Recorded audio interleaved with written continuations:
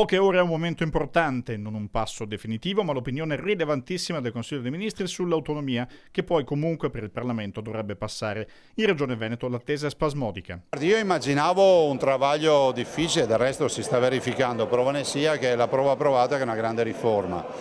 Penso ci siano tutti i presupposti per decidere, per fare un passo in avanti. L'unica cosa positiva che vedo è che la vocazione che ha deciso di fare a sé il Presidente del Consiglio mi fa ben sperare, perché se anche il Presidente del Consiglio non riesce in questa impresa sarebbe veramente tragico. Noi abbiamo fatto i compiti per casa, abbiamo seguito pedissequamente quello che dice la Costituzione e le leggi italiane, siamo disposti, siamo a disposizione per qualsiasi chiarimento, visto e considerato che non esistono pareri legali che non si possano contraddire in virtù del fatto che noi l'abbiamo approfondita per bene tutta la materia.